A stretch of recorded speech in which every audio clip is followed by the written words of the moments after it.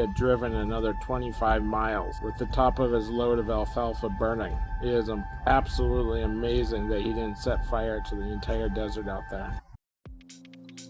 Welcome to the inaugural episode of After the Stalk. Over the next many years, it is my goal to record the average outdoorsman's adventures. Average hunters and fishermen have amazing stories to tell, from the fish that got away to the giant buck that they took with their grandfather.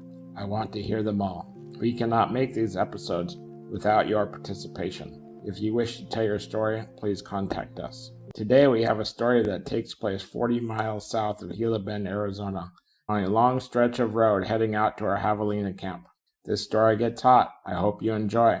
Before we begin, a word from our sponsors. This episode is brought to you by Bartlett Lake Marina, No Excuse Hunting, and the Wild Turkey Federation's Wheeling Chapter. If you ever get to the Phoenix area, make sure you check out Bartlett Lake Marina. The lake is absolutely beautiful, tucked away in the mountains north of the valley. They offer dry storage, wet storage, boat rentals, and even have a restaurant. I've been working with these boys for over 15 years. You can't get a better bunch of people. Give them a try and let them know Ryan sent you. No Excuse Hunting and the Wild Turkey Federation Wheeling Chapter sponsored the Javelina hunt. Without these boys' hard work, none of this would have gotten done. Thank you guys. Now let's get into the story.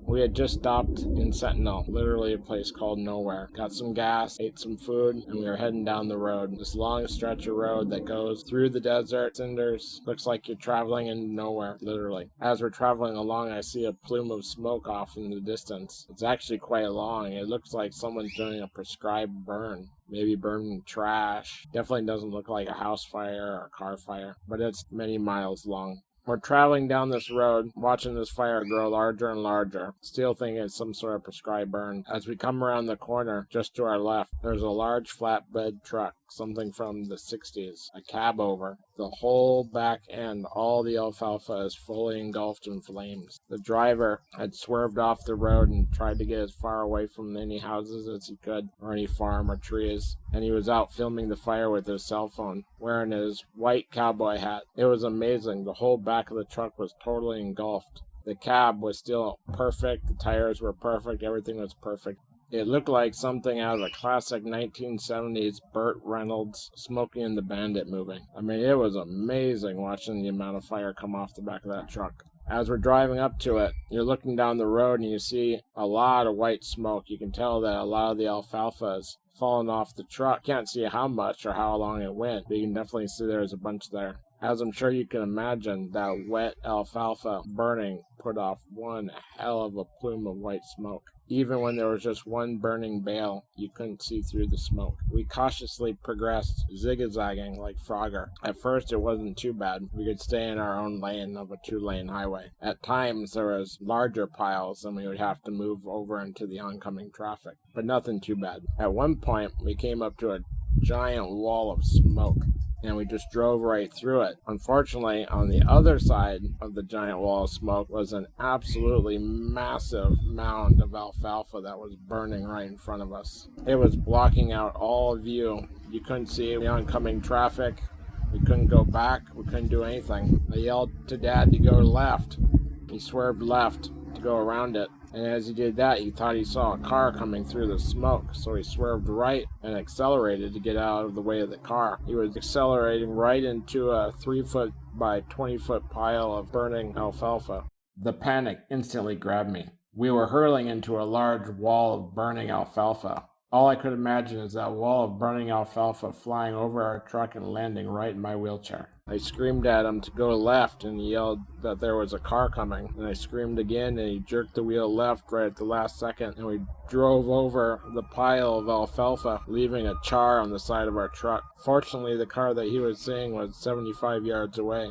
What happened is the smoke was so thick, but every once in a while you could see a little window through it, and in one of those windows he saw what he thought was a car, but he thought it was a lot closer. Fortunately, it wasn't. We ended up having to do this 3 more times, swerve around gigantic piles of burning alfalfa as we made our way up. Each time we had to come into oncoming traffic and just hope and pray that there wasn't a car sitting on the other side. Either we would have ran into it or the fire would have got us. Fortunately, we made it through. We couldn't believe what we had just seen. It was amazing. Our truck was full of alfalfa smoke. Well, you can't get that smell off you, it just sticks to you. We drove for another 25 miles, a solid 20 on dirt roads. We made it within 3 miles of the farm, and we saw a burning bushel of alfalfa sitting off the edge of the dirt road going into the desert. Very, very dangerous. The desert's out here ready to explode. We've had months and months of rain, and on this day it was 103 degrees. Everything was dry and there was grass everywhere. Very dangerous combination to have any fire near that. We rushed to the farm, found the first person, and told them about it. They ran out there and stomped out the fire. What we found out is all that alfalfa came from that farm. The guy was loading his truck up, and they told him that putting the alfalfa that close to his stack was dangerous, but he told him not to worry about it. Apparently, as he drove out 3 miles away from the farm, the stack had caught the alfalfa on fire. First chunk had fell there. He had driven another 25 miles with the top of his load of alfalfa burning. It is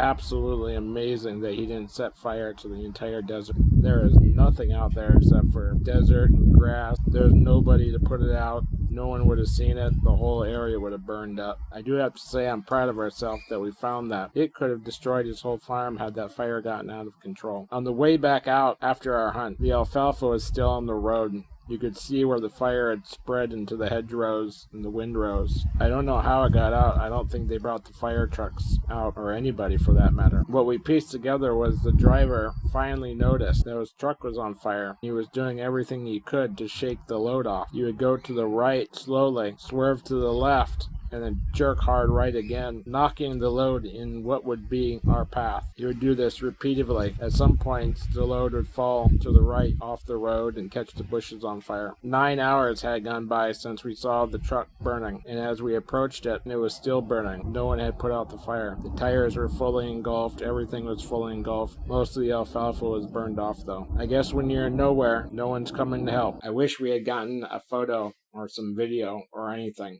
but we were too busy dodging the balls of fire.